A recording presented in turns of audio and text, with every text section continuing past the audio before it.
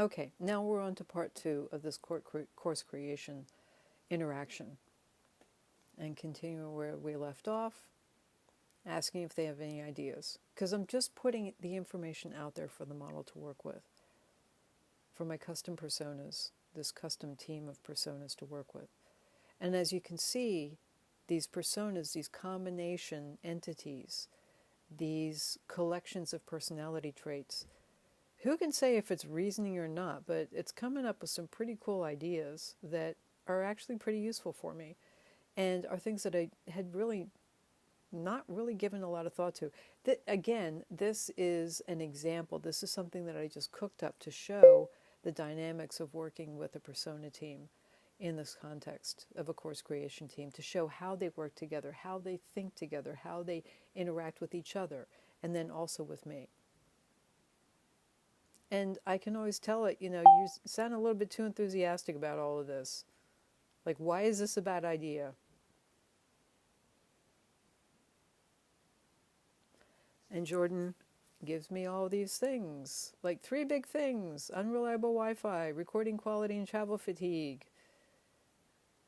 Izzy, competing with free content, it's high effort and uncertain return, and it's lonely and demanding. What if you just don't enjoy teaching?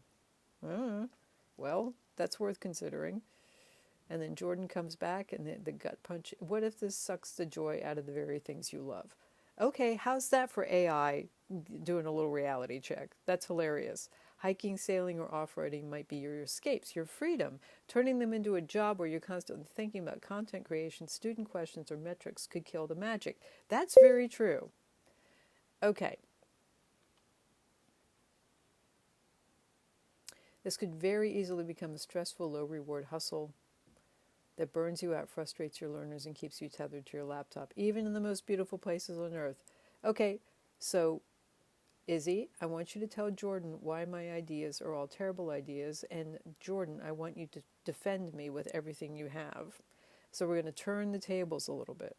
I want the two of you to have a very spirited discussion about the relative merits and drawbacks of my brilliant plans. Ultimately, I want them to reach some sort of alignment.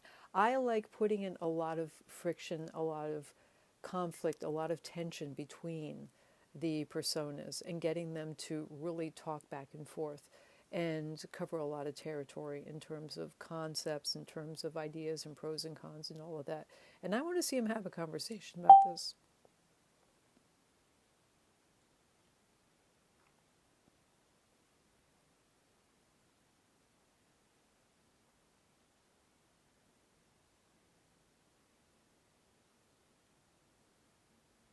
Okay? And Izzy has a lot to say.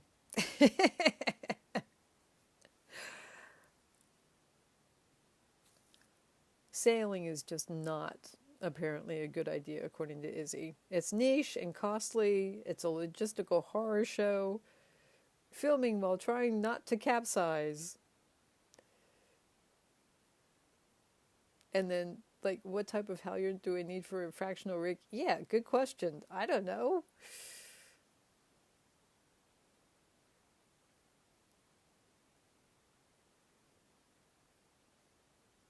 All right.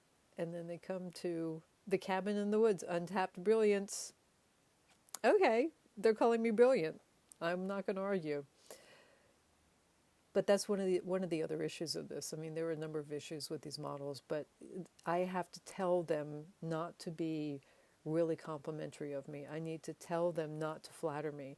I have to tell them to go easy on being a bunch of, yes men or sycophants.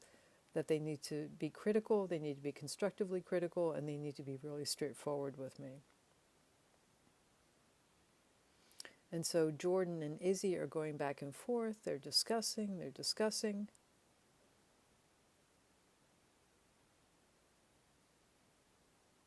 And then Izzy has finally conceded, focus on solo hiking or off-grid cabin escapes, do small pilot things. Okay. So what's my gut telling me right now? After they've come to this, start small.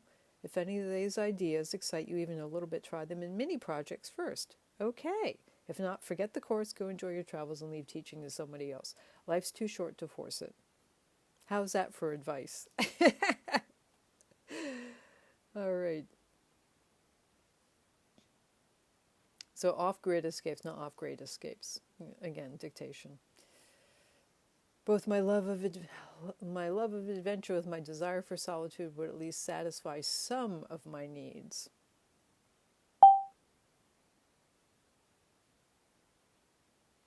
So Jordan, very excited.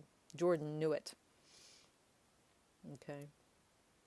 And then sketching it out some more, and then they can help me write this course if I want to.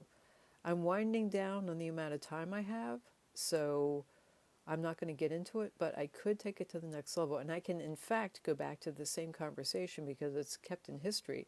And I could continue on. If I wanted to build this course and have them help me build it, I could absolutely, positively do that. So this is how personas can work together and help with brainstorming, help with ideation, help with coming up with some really great ideas, and also working through some really bad ideas.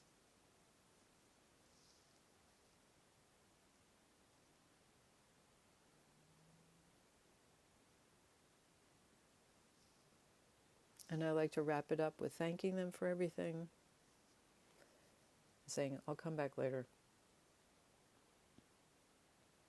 Oh, speaking of which, what other members should we loop in later? Because there could be other members of the team. Because I did have an instructional designer, a learning experience designer,